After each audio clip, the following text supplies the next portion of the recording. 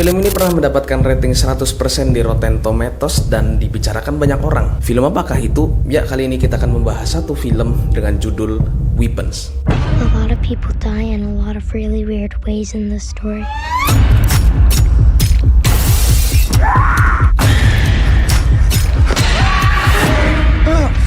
What the fuck?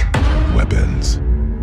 Menceritakan tentang kasus hilangnya 17 anak di sebuah kota kecil dan semuanya menghilang pada pukul 2:17 dini hari. Tapi yang membuat film ini menarik bukan hanya ceritanya Bapak Ibu sekalian, tapi bagaimana ceritanya dibangun. And do you know why?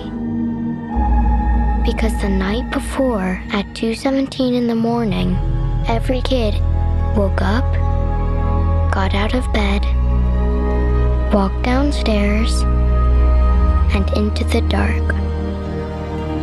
And they never came back. Film ini menggunakan teknik multi POV dalam artian banyak sudut pandang. Jadi dalam satu cerita biasanya akan ada karakter A, B, C, D, dan kita akan mengikuti cerita dari setiap karakternya. Dan dari setiap cerita masing-masing karakter kita akan ditemukan di satu titik di mana semuanya ternyata terhubung satu sama lain. Belum lagi ceritanya yang disusun dengan non-linear storytelling di mana alur waktunya itu tidak berurutan. Bisa jadi apa yang terjadi di karakter C itu sebelum karakter A atau sebelum karakter B atau setelah karakter D atau bahkan bersamaan. Kita selama menonton film akan diberikan potongan-potongan yang kita akan pahami ketika di akhir cerita. Ibaratnya ketika kita nonton film kita dikasih sebuah puzzle dan akan tersusun ketika ceritanya berakhir. Mungkin awalnya akan membuat kalian bingung, ngantuk dan lain sebagainya. Cuman lama-kelamaan akan membuat kalian jadi kayak makin jelas dan bikin nagih Bapak Ibu sekalian. Teknik seperti ini juga digunakan pada film lain seperti film Crash, Babel, dan bahkan Barbarian, film yang disutradarai oleh sutradara yang sama yang membuat film Weapon.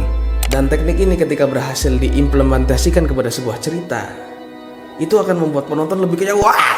Oh, jadi gitu ceritanya, kayak mungkin akan mengeluarkan kata-kata yang enak. Efeknya adalah akan lebih nempel pada penonton dibanding dengan penceritaan yang biasa-biasa aja. Ya, teknik seperti ini juga gue pakai dalam cerita fiksi yang gue buat dengan judul The Catalysator. Setiap babnya menceritakan sebuah karakter dengan konfliknya masing-masing, dilema yang dirasakan oleh para karakter, isu-isu yang terjadi di negara kita, dan akhirnya pada satu bab semuanya akan terungkap bahwa mereka terhubung Bapak Ibu sekalian. Jadi kalau kalian suka film-film seperti Weapon dengan penceritaan yang alurnya sedikit ngawur, waktunya tidak jelas tapi di akhirnya mantap, maka gue akan sangat menyarankan kalian membaca cerita The Catalysator. Ya, like kalau kalian suka konten kayak gini, ya next kita mungkin bisa bahas film lain. Sekian dariku, udah mau ngobrol Bu.